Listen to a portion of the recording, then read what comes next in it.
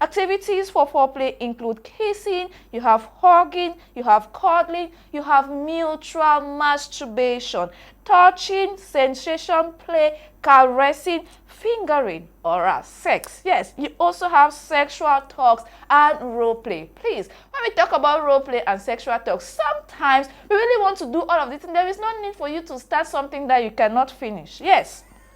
When you want to do something, please be deliberate. Let me hammer on some certain parts or some certain things.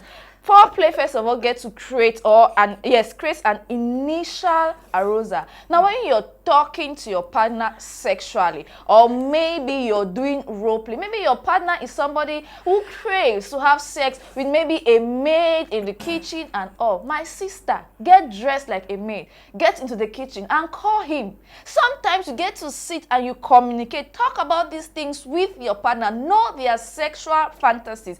This is where foreplay comes in. When you get to know your partner's sexual fantasies, there is a high probability that you don't even need to open your mouth and tell them to do you foreplay. You don't even need to open your mouth and tell them to touch you, or to caress you, or to suck on your nipple, or to pinch the nipple. No, you don't even need to tell them to do all of those things for you. It just comes naturally. And when we talk about something like oral sex or mutual masturbation, this one has to do a lot more. Please, I beg you people, there are some couples who get to actually derive a lot more sexual satisfaction when they engage or indulge a little bit or go out of a natural sex routine and include something like sex toys. Yes, there are some people who appreciate sex toys into this thing, but please, it all depends on the couple. That's why we say that for things like this, it is important for you to maybe, before you maybe put something or bring in something new,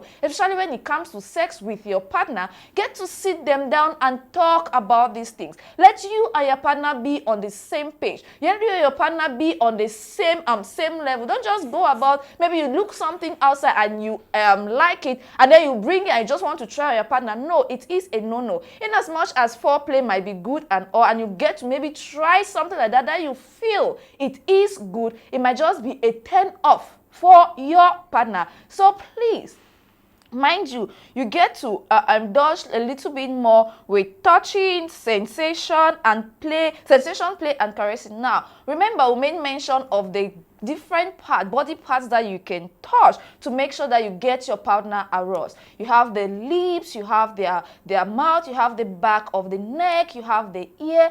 If you can maybe gather the courage to suck into their ears, that is really very pleasurable. You have the back of their spine. For the man, you have the back of their head. It just depends on the man. For the woman, you have their breast, you have their nipple, you also have their navel. These are parts or places that you get to touch, and then it plays a very big role in your relationship. Why is foreplay vital or deeper, or why is foreplay vital? For deeper sexual satisfaction.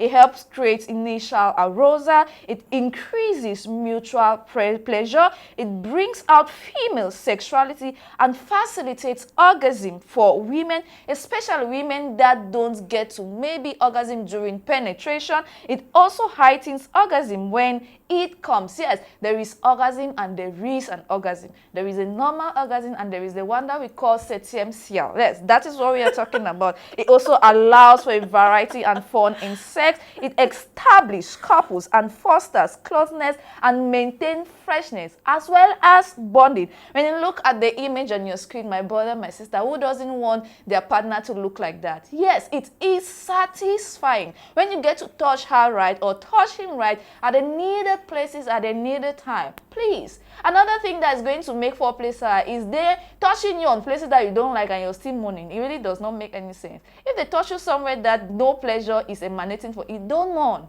Maybe you move their hand from that place and put it on that particular body part that is tingling, that is calling their name. Like, please, touch me here, touch me here, touch me here. Your partner is not a gypsy to get to know exactly how they are supposed to touch, how they are supposed to use their fingers, how they are supposed to maybe use their mouth and every other thing. Maybe they feel like they are doing it well, and then maybe you feel like they are supposed to shift their head a little bit, maybe from the left to the right lip. Please just try as much as possible to pat their hair gently in a caressing and sensational play manner. Push it from right lip to the left lip, from left lip to the right lip, or maybe way down, just as much as you like it. One fact that men should get to know about women is that women take longer to get warmed up. And mind you, foreplay is the gateway for you. It's going to help you a whole lot more in your sexual life, in your marital home, in bonding with your partner, in getting to have pleasurable sex and attaining a massive orgasm.